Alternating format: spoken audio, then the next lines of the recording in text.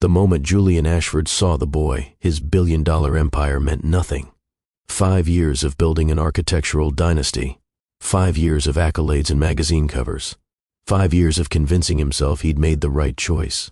All of it, every award, every handshake, every sleepless night spent climbing to the top, crumbled in a single heartbeat. Because standing on that Greek harbor, throwing bread to seagulls with innocent joy, was a child with his face, his eyes, his jaw, his smile, his son, a son he never knew existed. Julian's legs nearly gave out beneath him. The Mediterranean sun beat down on his shoulders, but he felt nothing except the cold shock spreading through his veins. The boy laughed, a pure, bright sound that carried across the water, and Julian's heart shattered into 1,000 irreparable pieces. But here's what will shock you even more. This wasn't a mistake. This wasn't some bureaucratic error or hospital mix-up. The woman he abandoned 5 years ago, the woman who still haunted every one of his dreams, had kept this secret deliberately. She had looked at a positive pregnancy test, thought of the man who had left her with nothing but a cowardly note, and made a choice. She chose silence. And when you hear why, you might actually agree with her. Have you ever made a choice you regretted the moment it was too late to take back? Have you ever let fear convince you that duty was more important than love? Have you ever wondered, truly wondered, what might have happened if you'd been brave enough to fight for what really mattered? This is a story about a man who had everything the world considers success. Wealth that could buy islands, power that could move governments, prestige that opened every door, and he discovered it was all worthless. Because real wealth isn't measured in bank accounts or stock portfolios.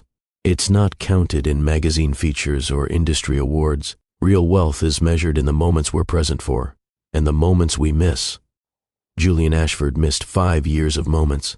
5 years of first words and first steps, 5 years of bedtime stories and birthday candles, 5 years of watching his son become a person who didn't even know his father's name.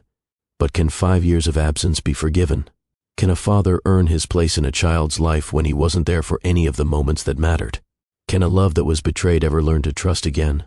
Stay with me until the end of this story, because what happens when Julian finally confronts the woman he abandoned and the son he never knew will change everything you think you know about second chances, redemption, and the true meaning of legacy. Before we dive into this incredible journey, I want to ask you something. If you believe in the power of second chances, if you believe that people can change, that love can heal, that it's never too late to become who you should have been, hit that like button right now. And if you're new to this channel and you love stories that touch your heart and make you think, go ahead and subscribe. Trust me, you don't want to miss what's coming. Now, let me take you back to where it all began. Back to a man who had everything, except the one thing that mattered. Success tasted like ashes in Julian Ashford's mouth. He stood at the floor-to-ceiling windows of his penthouse office, 60 stories above London, watching the city sprawl beneath him like a conquered kingdom. The Thames curved silver through the urban landscape. Historic buildings he'd helped restore dotted the skyline like monuments to his vision. His name was etched into the architectural fabric of 3 continents, and he felt absolutely nothing. The office behind him was a museum of achievement. Crystal awards lined custom shelves, their inscriptions catching the afternoon light. Magazine covers featuring his face were tastefully framed along one wall. Forbes, Architectural Digest, Time. A scale model of his latest project, the Amalfi Coast restoration that had drawn international acclaim, sat on a pedestal near his desk. Julian loosened his tie. It was a gesture that had become almost compulsive in recent years, as if he were constantly fighting for breath beneath some invisible weight. The silk slipped through his fingers, Italian hand-stitched, worth more than some people's monthly salary, and he felt the familiar tightness ease slightly. But only slightly. The bottle of whiskey on his private bar was already half empty, though the day wasn't over. He poured himself 2 fingers, watching the amber liquid catch the fading sunlight. It reminded him of something. Someone. Eyes the color of honey touched by Mediterranean sun. He pushed the memory away. He was good at that now. 5 years of practice had made him an expert at pushing things away. His phone buzzed. Another notification, another demand, another obligation requiring the performance of the successful heir. Julian Ashford, CEO of Ashford and Sterling, didn't feel successful. He felt like an actor who'd forgotten there was supposed to be a life beyond the stage. Your father would be proud. Vivian Ashford's voice carried across the private dining room of the exclusive club where they held their weekly dinners. She sat opposite Julian, silver hair perfectly coiffed, pearls gleaming against her charcoal Chanel jacket. At 72, she remained the most formidable person he'd ever known. The quarterly numbers exceeded projections by 18%, she continued, cutting into her Dover soul with surgical precision. The Singapore office is performing beyond expectations, and the Mumbai restoration project has generated extraordinary press coverage. Julian nodded, pushing food around his plate without appetite. The team deserves the credit. Don't be modest, darling. It doesn't suit you. Vivian's eyes, sharp as cut glass, missing nothing, studied him across the candlelit table. You've taken everything your grandfather built, everything your father expanded, and transformed it into something truly global. 3 generations of Ashford vision, culminating in you. There it was, the weight of legacy delivered with a smile. Julian remembered being 12 years old, standing at his father's grave, Vivian's hand gripping his shoulder with painful intensity. You're the last of them now, she'd said, her voice steady despite the tears on her cheeks. Everything depends on you. He'd been carrying that weight ever since. Every decision, every choice, every breath filtered through the question, what would the family expect? For 22 years, he'd answered that question correctly. Perfect grades, perfect university, perfect career trajectory. He'd dated appropriate women from appropriate families. He'd attended appropriate functions and said appropriate things. He'd been the perfect heir. And then, 5 years ago, he'd made the one imperfect choice of his life. And Vivian had made sure he regretted it ever since. She's expecting you at 8. Julian looked up from his untouched whiskey. Vivian was checking her phone, already moving on to the next item on her mental agenda. Celeste has theater tickets. Something about supporting her friend's West End debut. She looked at him pointedly. It would be good for you to be seen together. The engagement announcement is scheduled for next month's charity gala. Celeste Montgomery, daughter of banking royalty, educated at all the right schools, connected to all the right families, beautiful in that polished, untouchable way that photographed well for society pages. She was everything Vivian had spent 5 years searching for, the perfect replacement for the imperfect choice Julian had made. He thought of Celeste's cool hand in his at public events, the way they stood slightly apart even when posing for cameras, the conversations that never ventured beyond surface pleasantries. She'd said something to him once, after a dinner party where he'd spent the entire evening staring at nothing, lost in memories he couldn't escape. You're haunted, she'd observed, her aristocratic features betraying nothing. Whoever she was, she must have been extraordinary. Julian hadn't answered. The answer would have required acknowledging truths he'd spent 5 years burying. Now, meeting his grandmother's expectant gaze, he nodded. I'll be there. Vivian smiled, the smile of a general watching her battle plan unfold exactly as designed. Excellent. Oh, and Julian, try to look happy. You're marrying one of the most eligible women in London. Most men would be thrilled. Most men hadn't left their hearts on a Greek island. 3 in the morning, and Julian was awake again. The penthouse surrounded him in darkness and silence, all clean lines and expensive emptiness. He lay in his king-sized bed, sheets with a thread count higher than most people's credit scores, and stared at the ceiling. The dream was always the same. A woman on ancient ruins, canvas balanced on her knees, wild dark curls streaked with paint, a voice like honey and summer wine. What color do the clouds remind you of? In the dream, he always answered differently. Sometimes he said the right thing, the thing that would have changed everything. Sometimes he was brave, sometimes he stayed. But then morning came, and he was here, alone in his gilded cage, reaching for someone who wasn't there. Her name was Iris.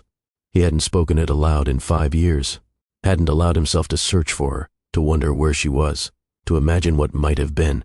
Vivian had been thorough, every attempt to reach the island blocked, every communication monitored. Eventually, the shame had built a wall he couldn't breach. Julian swung his legs out of bed and walked to the window. London glittered below him, millions of lives unfolding in the darkness. Somewhere out there, people were falling in love without consequence, making choices without legacy breathing down their necks, being brave in ways he never was. He pressed his palm against the cold glass. I'm sorry, he whispered to no one, to everyone, to the woman with paint in her hair who'd asked him about colors and changed everything. The city didn't answer. It never did. To understand how Julian Ashford became this hollow shell of a man, we need to go back 5 years, back to a time before the guilt and the regret, and the endless gray days of going through the motions. Back to a crumbling monastery on a Greek island, where a woman with paint in her hair asked him a question no one had ever thought to ask. The assignment had been simple: scout the Aegean Islands for properties with restoration potential. Julian had done dozens of similar trips, approaching each location with the same analytical precision. Square footage, structural integrity, proximity to transportation, return on investment. He arrived on Skopelos expecting nothing more than spreadsheets and assessments. The island had other plans. It was beautiful in a way that resisted analysis. Whitewashed buildings cascaded down hillsides to meet impossibly blue water. Ancient olive groves whispered secrets to the Mediterranean breeze. Every view looked like a painting, every sunset like a promise. Julian found himself loosening his tie on the first day. By the third day, he'd stopped wearing one entirely. He couldn't explain it. The island seemed to reject the rigid efficiency he'd built his life around.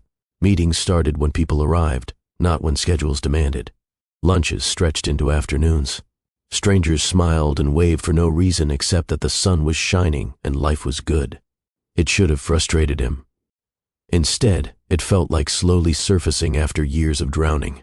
On his fifth day, searching for a rumored monastery ruin in the island's interior, Julian found something far more valuable than real estate. She was perched on a crumbling stone wall, completely absorbed in her work. The late afternoon sun painted everything gold: the ancient ruins, the wild grass swaying around them, and her. Especially her. Dark curls tumbled around her face. Several shades of paint streaked through them like she'd been running her hands through her hair while she worked. Her sundress was simple, splattered with colors that didn't match, but somehow worked together. On her knees sat a canvas that seemed to glow with the light she was capturing. Julian stood frozen, forgetting why he'd come, forgetting everything except the unexpected poetry of this moment. "You're blocking my light." Her voice broke the spell, but created a new one. She hadn't even looked up, hadn't stopped her brush's movement across the canvas. "I'm sorry, If you're going to stand there, at least make yourself useful." Now she did look up, and Julian felt his breath catch. Her eyes were the color of honey touched by sunlight, and they studied him with frank curiosity. "Tell me what color the clouds remind you of." No one had ever asked Julian Ashford about colors. His world was blueprints and contracts, specifications and timelines. Beauty was something to be preserved and monetized, not pondered. But something about her directness, her complete indifference to his expensive shoes and designer watch, made him actually look, actually think. The clouds were painted in shades he didn't have names for, orange and gold and pink, but also something deeper, something that made his chest tight with an emotion he couldn't identify. "They look like they're on fire," he said finally, the words surprising him as they emerged. "Like the sky is saying goodbye to something it loved." She lowered her brush. Those honey-gold eyes studied him with new intensity, as if she were seeing past his surface to something underneath. "That's either very beautiful or very sad," she said softly. "Which is it?" Julian held her gaze, feeling stripped bare in a way no boardroom had ever accomplished. "I don't know yet." She smiled then, a real smile, not the polished social expressions he was used to receiving. It created a dimple in her left cheek and crinkled the corners of her eyes. "I'm Iris," she said, gesturing to the space on the wall beside her. "Sit. You can help me figure it out." That first conversation stretched into dinner at a taverna overlooking the harbor, where they shared grilled fish and local wine, and talked until the stars emerged from the darkening sky. Julian told her things he'd never told anyone.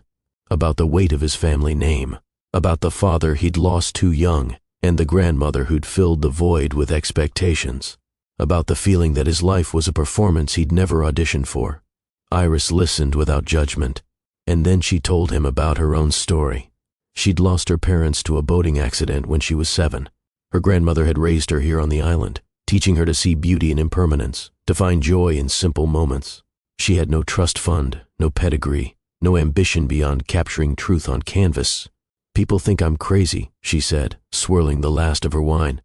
"Staying here when I could go to the mainland, try to make a real career. But this is where I understand the world. This is where the colors make sense." "That's not crazy," Julian heard himself say. "That's brave." She looked at him then, really looked, and he felt seen in a way he'd never experienced. Most people don't think so. Most people are too busy performing to know what brave looks like. Something shifted in the air between them, something that felt like the beginning of everything. Julian extended his trip by 1 day, then a week. Then he stopped pretending he was ever going back to the life he'd left. Those weeks blurred into a montage of moments he'd spent years trying to forget. Morning coffee on her tiny balcony, watching the fishing boats head out. Afternoons spent watching her paint, learning to see the world through her eyes. Evenings walking the shore, their hands intertwined, talking and laughing and falling deeper into something neither of them could name. She taught him to slow down, to breathe, to stop measuring every moment against some imaginary productivity metric. He taught her. Actually, he wasn't sure what he taught her, but she seemed to see something in him worth loving, something beneath the carefully constructed exterior he'd spent decades perfecting. For the first time in his life, Julian Ashford wasn't performing. He was living. Marry me. The words escaped before he could stop them. They were watching the sunset from the monastery ruins where they'd first met, Iris's head resting on his shoulder, the sky blazing with colors she'd spent all afternoon trying to capture on canvas. She lifted her head, those honey eyes wide with surprise. What? Julian's heart hammered against his ribs. He hadn't planned this. He didn't have a ring, didn't have a speech, didn't have any of the carefully orchestrated elements that Ashford proposals traditionally required. He only had the truth. I know it's fast. I know it doesn't make sense. I know there are 1,000 reasons why this is crazy. He took her hands in his, feeling them tremble. Or maybe that was him. But I've spent my entire life doing what makes sense, being reasonable, following the plan, and I've never felt as alive as I do when I'm with you. Julian, I don't want to go back to who I was before. I don't want to lose this. Lose you. He pressed his forehead to hers, breathing her in. Please. Let me spend the rest of my life learning what color the clouds are. Her laughter mixed with tears. That's either very beautiful or very sad. Which is it? She kissed him, instead of answering. But the kiss said everything. They were married 3 days later in a small chapel overlooking the Aegean. She wore a simple white dress and flowers in her hair. He wore a linen shirt and the first genuine smile he'd shown in years. The witnesses were locals who'd come to know and love the strange couple, the painter and the businessman who'd somehow found each other on their quiet island. The rings were simple gold bands, purchased from the village jeweler. Nothing like the elaborate heirloom pieces sitting in Ashford vaults.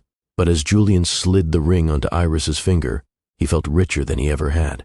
I promise to love you without condition, he vowed, his voice steady despite the tears he wasn't ashamed to shed. To choose you every day, to stand beside you against any storm that comes our way. Her vows were equally simple, equally profound. I promise to be your partner in all things, to help you find and keep your freedom, to love you not for your name or your position, but for the beautiful soul you've shown me. The chapel bells rang across the water as they sealed their vows with a kiss. They existed in a bubble of bliss, protected by the island's isolation.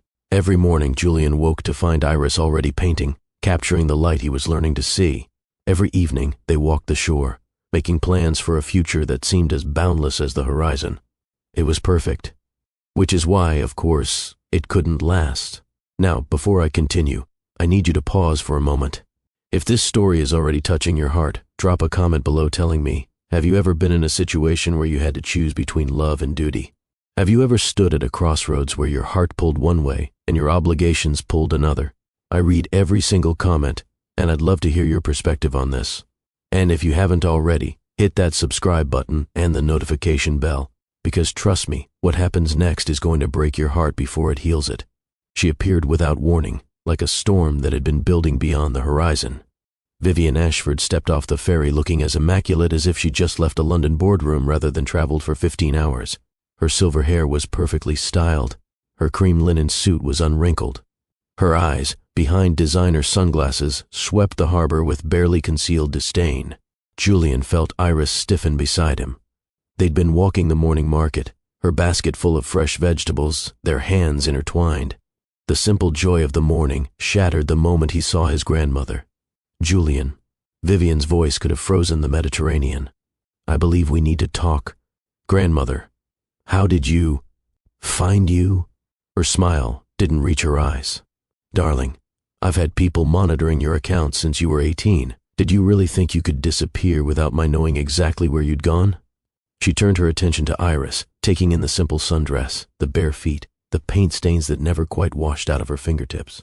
Julian watched the verdict form in his grandmother's eyes before she spoke a single word. "And this must be the reason for your little adventure."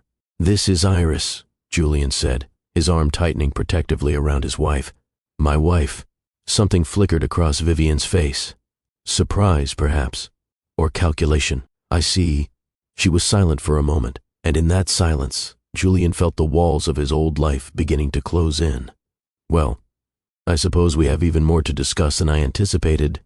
The weeks that followed were a masterclass in manipulation. Vivian didn't rage or threaten. That wasn't her style.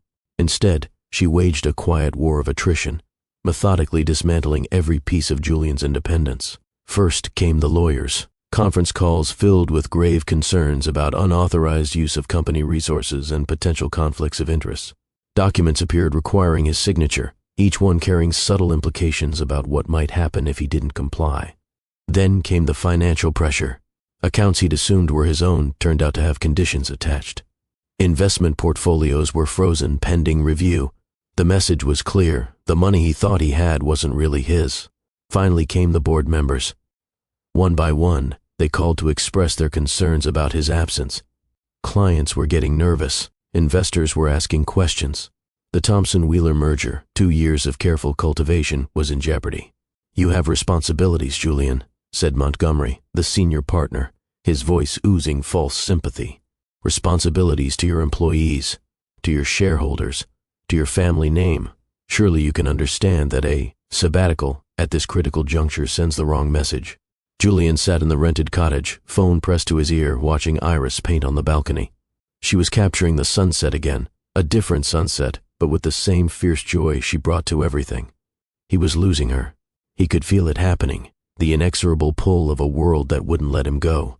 The final confrontation came on an evening when storm clouds gathered over the Aegean, nature itself reflecting the turmoil to come. Vivian had taken a suite at the island's only luxury hotel. Julian found her there, sitting by the window, a glass of wine in her hand. "I've given you 3 weeks to come to your senses," she said without preamble. "I had hoped the infatuation would run its course.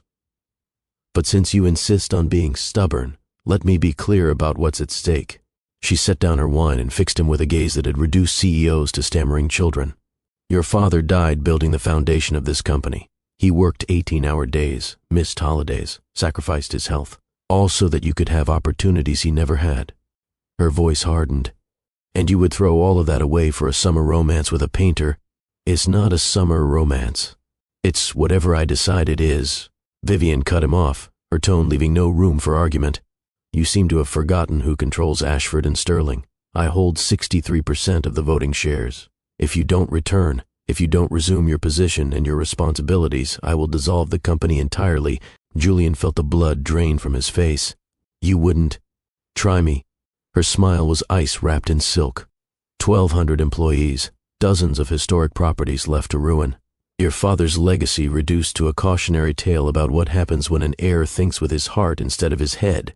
That's blackmail. That's reality. Vivian rose, gathering her things with elegant precision. "You have 1 week to decide. Return to London, resume your engagement to Celeste, and fulfill your obligations, or watch everything your family built burn." She paused at the door, delivering her final blow. "And Julian, the painter will be provided for, a generous settlement, enough to keep her in canvas and paint for years. Consider it a parting gift for services rendered." The door closed behind her. Julian stood alone in the suite, the weight of 3 generations crushing his chest. The next 7 days were the longest of Julian's life. He tried to find another way, called lawyers who couldn't help, reached out to board members who wouldn't listen, searched for loopholes in documents designed specifically to have none. Iris knew something was wrong. She didn't press, but he could see the worry growing in her eyes. The way her brushstrokes became more frantic, as if she were trying to capture every sunset before they ran out. "We could run," she said one night, her head on his chest, her voice barely above a whisper. "Leave everything behind. Start fresh somewhere they can't find us." The idea was tempting. For a moment, Julian let himself imagine it. A small apartment somewhere, anonymous and free. Iris painting. Him doing something else, anything else. A life measured not in profits and expectations, but in moments like this one. "We don't need their money," she continued, lifting her head to look at him. "We don't need their approval. We just need each other." He should have agreed. He should have run. But 22 years of conditioning whispered louder than love. The faces of 1,200 employees. The historic buildings that would fall into ruin. His father's ghost, watching from somewhere beyond, disappointed in the son who couldn't carry the burden. "I need to think," he said. But he already knew what he was going to do. He left while she slept. The morning sun was just touching the horizon when Julian slipped out of their bed for the last time. Iris was curled on her side, one hand reaching for the space where he should have been. Her face was peaceful, trusting. She trusted him. The note he left was inadequate. A coward's farewell, written with shaking hands at their tiny kitchen table. "Iris, I'm sorry. Our marriage was a mistake I should never have made. My real life is waiting for me in London. Responsibilities and obligations I can't ignore. You'll be better off without me. I've arranged for a settlement that should take care of you for years. Please don't try to contact me. I'm sorry." The words were lies, every one of them. Their marriage wasn't a mistake. It was the only true thing he'd ever done. But the truth would have required explanations he couldn't give, would have created hope where there should only be closure. He left the note on the table, weighted down by her coffee cup, left a bank statement showing the transfer of more money than she'd see in a lifetime, left everything that mattered. At the door, he paused, looked back at the tiny cottage that had been his whole world for 3 perfect months. She didn't stir. He closed the door behind him and walked away from the only happiness he'd ever known. The flight back to London was the longest of his life. First class. Champagne he didn't drink. A seat that reclined into a bed he couldn't sleep in. Vivian was waiting at the airport, her smile of triumph the last thing he remembered before the numbness set in. What he didn't know, what he wouldn't learn for 5 agonizing years, was that Iris had already missed her period when he left. That the morning sickness she'd attributed to anxiety was something else entirely. That the love they'd created had taken root in more ways than one. This is the part of the story that always gets me, because Iris didn't choose bitterness. She didn't choose revenge or despair or the easy comfort of hate. She chose something far more powerful. She chose love. If you've ever had to rebuild yourself from nothing, if you've ever turned devastation into determination, drop A in the comments. And share this story with someone who needs to hear that broken hearts can still love powerfully. Now, let me tell you what happened to Iris in those 5 years Julian was gone. 3 weeks after Julian's departure, Iris sat in the island's small medical clinic, staring at results that changed everything. Pregnant. She was pregnant. The doctor was talking, something about vitamins and appointments and prenatal care, but the words washed over her like waves on a distant shore. All she could see was that word, printed in stark black letters on the paper in her trembling hands. Pregnant. She walked home in a daze, past the harbor where she and Julian had eaten that first dinner, past the monastery ruins where he'd proposed, past all the landmarks of a love story that had ended before she knew it was over. The cottage felt emptier than ever. His note still sat on the table where she'd found it. She hadn't been able to throw it away, couldn't quite accept that those cold words were all she had left of him. Now, lowering herself onto their bed, her bed now, she pressed both hands to her still flat stomach and felt the first tears fall. A baby. Julian's baby. His child was growing inside her, and he would never know. For 3 days, Iris barely moved. She lay in bed, staring at the ceiling, playing the same questions over and over in her mind. Should she tell him? Could she track him down, demand he acknowledge the child they'd created together? She imagined the scene, showing up at his London office, pregnant and desperate. His grandmother's cold eyes. The lawyers and accountants who would suddenly appear, offering settlements, demanding signatures, reducing her child to a problem to be managed. Or worse, Julian's pity, his obligation, a father who showed up out of duty rather than love, who looked at their child and saw only a mistake that had followed him home. No. The decision crystallized slowly, hardening into certainty over those 3 dark days. The man who had abandoned her with a note, who had reduced their love to a mistake and left money as if she could be bought off, did not deserve to know about this baby. Her child would grow up knowing they were wanted, cherished, chosen. Not an obligation to be reluctantly acknowledged. She would do this alone, and she would do it well. On the 4th day, Iris got out of bed, made herself breakfast, and walked to the harbor. The sun was rising over the water, painting the sky in colors that reminded her of beginnings. She was terrified. She was heartbroken. She was going to be a mother, and somehow she was going to be okay. He came into the world on a stormy night in early spring, his first cries mixing with thunder that rolled across the island like an announcement. Iris named him Phoenix, for the fire in his eyes from the moment they opened, for the way he'd risen from the ashes of her destroyed dreams, for the new beginning he represented. He was beautiful. Dark hair like his father's, the same waves she used to run her fingers through. Sculptural features that would only grow more pronounced as he aged. But his expressions were all his own, and behind his eyes burned something that was purely, undeniably Iris. Her grandmother came from the mainland to help with those first overwhelming months. The island community rallied around her in ways that brought tears to her eyes. Mrs. Papadakis from the bakery brought fresh bread every morning. Old Dmitri, who ran the fishing boats, left fresh catch on her doorstep. Dr. Elena, who had delivered Phoenix, made house calls long after they were medically necessary, just to check on her friend. "You're not alone," her grandmother told her, rocking Phoenix while Iris tried to catch a few hours of sleep. "You'll never be alone. This island takes care of its own." She was right. Phoenix grew up surrounded by love, maybe not the traditional family structure the world insisted on, but love nonetheless. He learned to walk on the same beaches where his parents had fallen in love. He spoke his first word, blue, pointing at the Aegean. At 14 months, he showed his mother's artistic gift almost from the moment he could hold a crayon. By 5 years old, he was helping Iris in her studio, a converted shed overlooking the sea. His paintings hung on their cottage walls, bold splashes of color that made her laugh with their fierce joy. "Why do you paint, Mama?" he asked one afternoon, standing on tiptoe to watch her work.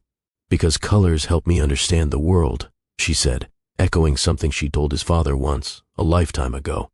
Phoenix considered this with the gravity only a 5-year-old can muster. "I want to understand the world too." She pulled him into her lap, breathing in the sunshine smell of his hair.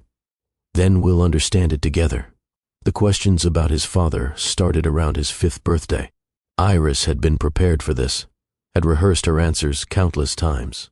But nothing could prepare her for the actual moment, for the trusting eyes looking up at her, for the weight of shaping a child's understanding of where he came from. "Mama." Phoenix was in his pajamas, refusing to sleep as usual. "Why don't I have a daddy like Petros does?" Petros was his best friend, whose father ran the taverna where they often ate dinner. Phoenix had watched them that evening, father and son, laughing together over a shared joke, and now the question burned in his eyes. Iris set down the book she'd been reading and gathered him into her arms. "Your daddy lives far away, sweetheart. He has a very important job, helping people." It wasn't entirely a lie.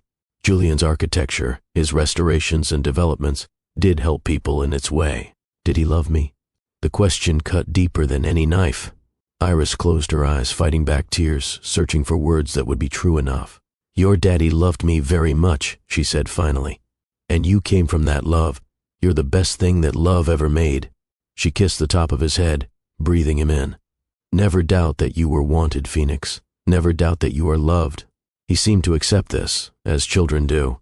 But as he finally drifted off to sleep, his small hand curled in hers, Iris wondered how long her careful half-truths would be enough. And across the sea, in his glass tower, the man who had given up everything was discovering that everything wasn't nearly enough. Now let me tell you what was happening to Julian during these 5 years. Because while Iris was building a life from the ruins of her heart, while Phoenix was growing into a bright and beautiful child, Julian Ashford was suffocating inside a success story that felt like a prison. On paper, Julian Ashford had achieved everything. Ashford and Sterling had expanded beyond anyone's expectations. New offices in Singapore, Dubai, and Mumbai.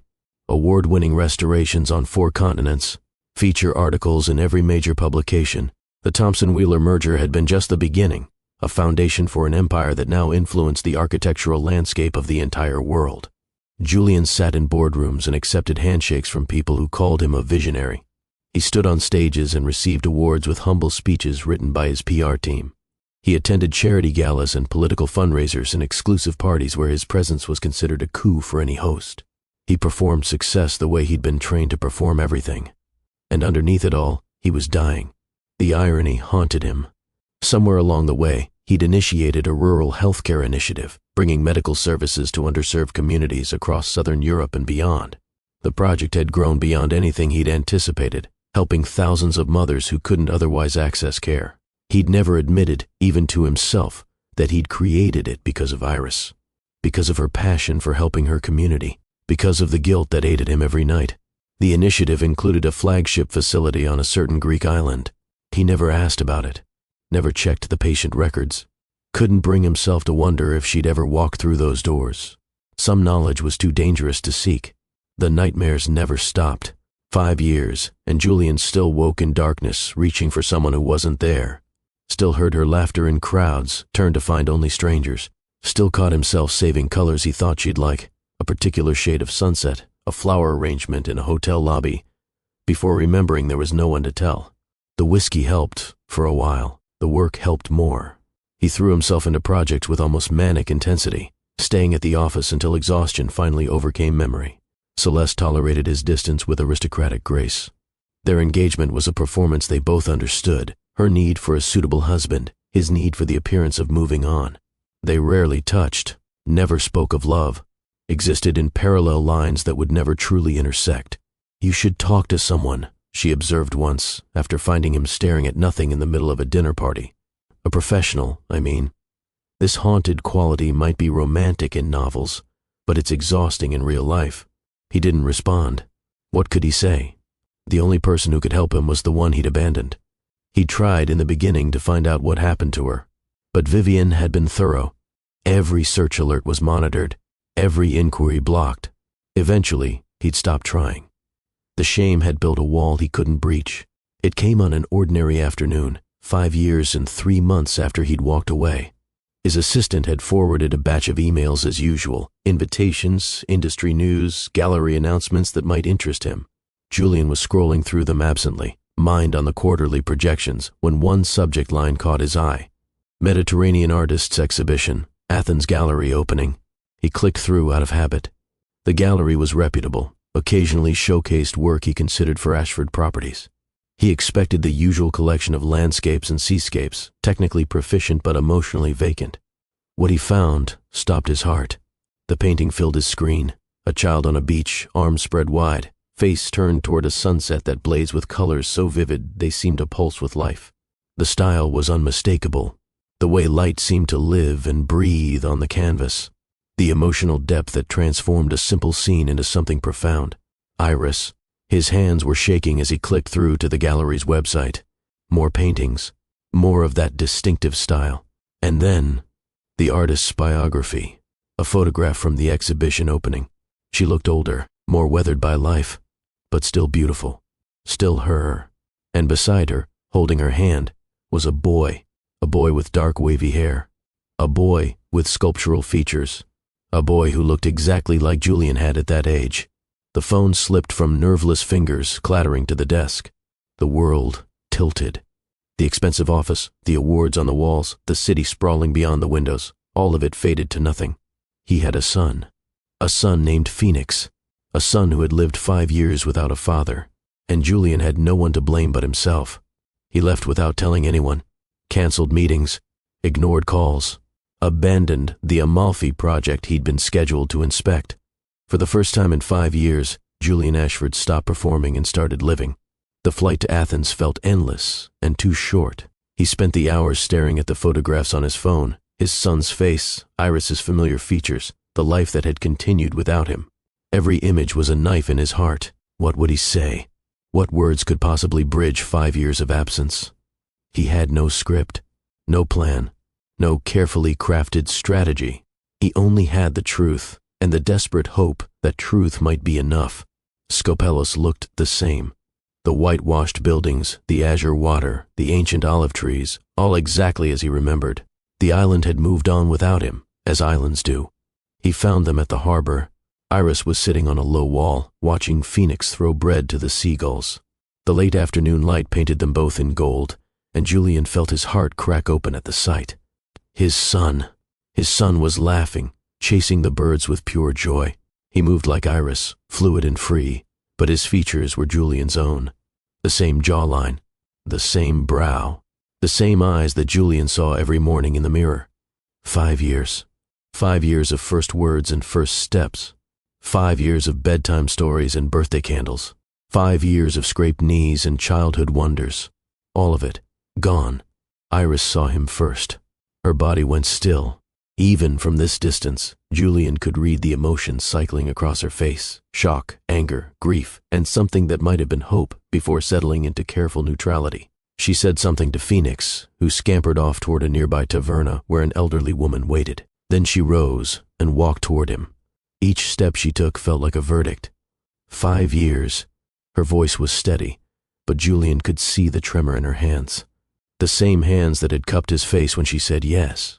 The same hands that had been reaching for him when he left. Iris. 5 years, Julian. Not a word, not a call, not even a letter asking how I was doing. She stopped an arm's length away, close enough to touch, too far to reach. And now you just appear. I didn't know. The words tore from him, raw and desperate. I swear to you, Iris, I didn't know about him. About Phoenix. Not until 3 days ago. I saw your paintings in a gallery announcement, and there was a photograph, and what? You suddenly remembered you had a conscience? I never forgot. His voice broke. He didn't care. Every day for 5 years, I never forgot.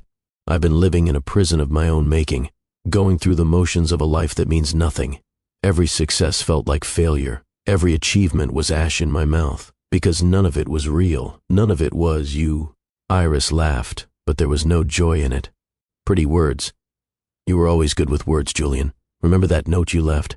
Our marriage was a mistake. Very elegant. Very final. I lied. He stepped closer, desperate to make her understand. Everything in that note was a lie. My grandmother, she threatened to destroy everything. The company, the employees, my father's legacy. She said if I didn't leave you, she'd burn it all down. So you chose her. Chose them. Chose everything except me. Yes, the admission was agony, but he wouldn't hide from it anymore. I chose wrong. I was a coward. I let fear and duty and 20 years of conditioning convince me that I was doing the right thing. But I wasn't doing the right thing, Iris. I was doing the easy thing. The thing that didn't require me to be brave. The tears came then, and he let them fall. Julian Ashford, master of composure, crying on a Greek harbor while the woman he'd abandoned watched in silence. I'm sorry, he whispered. I'm so sorry. For the note, for the money, God, the money, as if you could be bought off, for leaving you to face everything alone, for missing 5 years of our son's life. His voice cracked. I'm sorry for being the kind of man who would do that to someone he loved. Iris was silent for a long moment. The harbor sounds filled the space between them, waves lapping, seagulls crying, somewhere a child laughing. Maybe their child. You broke me, she said finally. When you left, you broke something inside me that I didn't know could break. For months I couldn't paint, couldn't eat, couldn't imagine a future beyond the next hour. I'm sorry. Let me finish. Her eyes held his, fierce and unwavering. You broke me.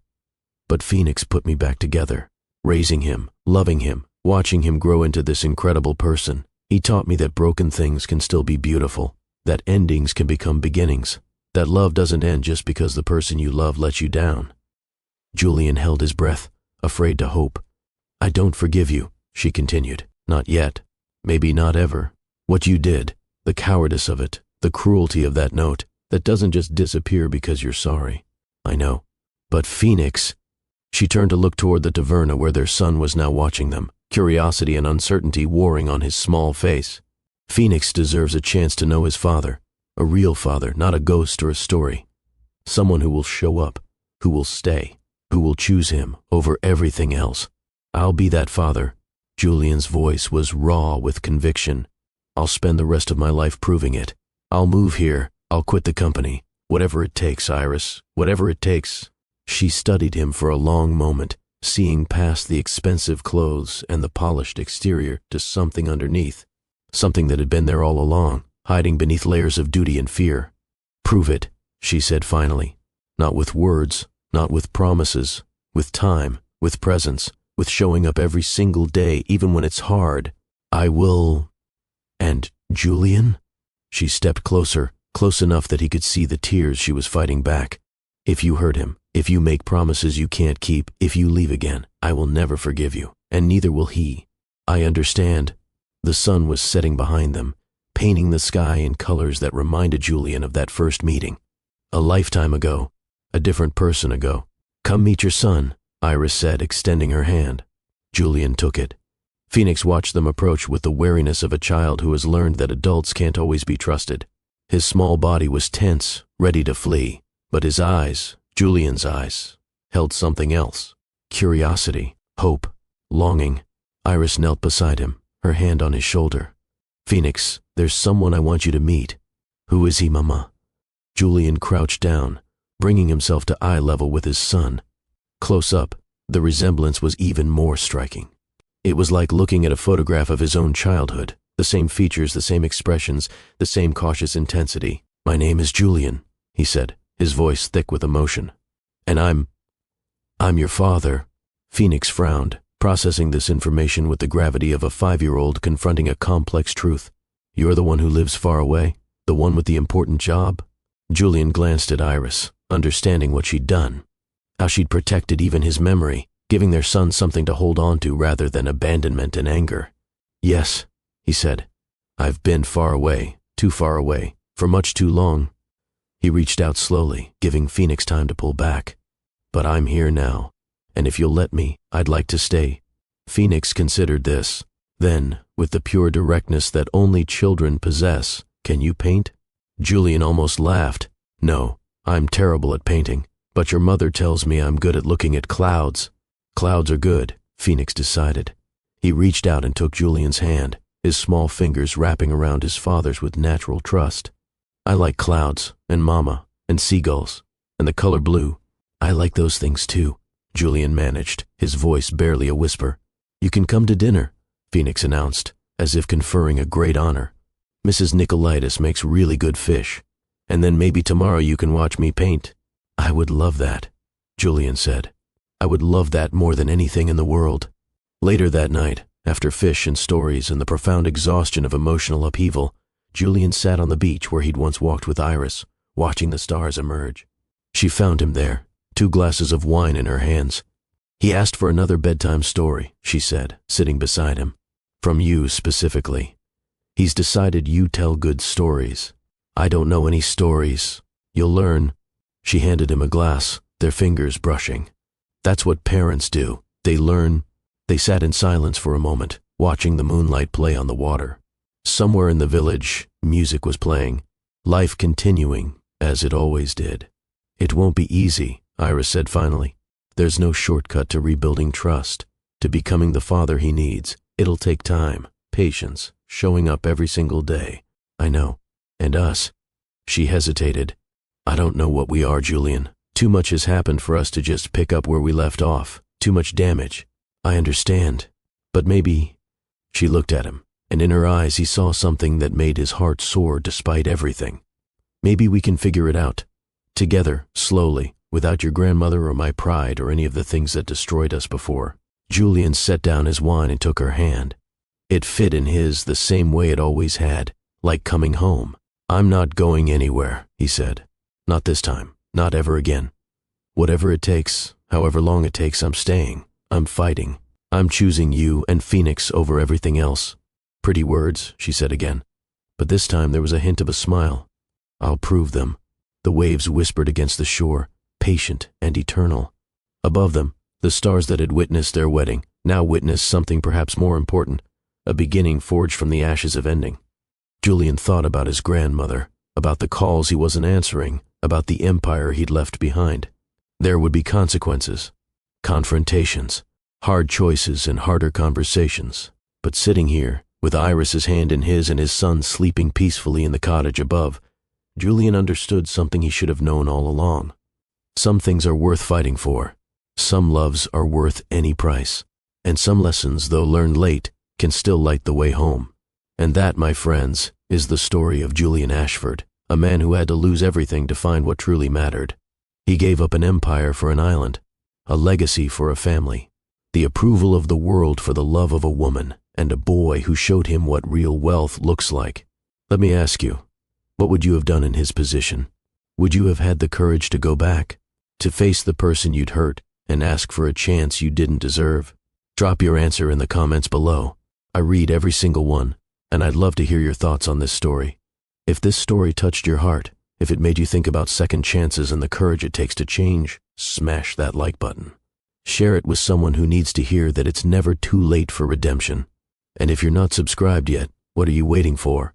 Hit that subscribe button and the notification bell so you never miss another story from Mr. David Love Stories. Every week, I bring you tales that'll make you feel, make you think, and remind you what really matters in life. Remember, the greatest things we build aren't made of stone and steel. They're made of love, presence, and the courage to choose differently when everything inside us is screaming to stay safe. Julian chose courage. It took him 5 years to find it. But when he did, it changed everything. What will you choose? This is David, and I'll see you in the next story.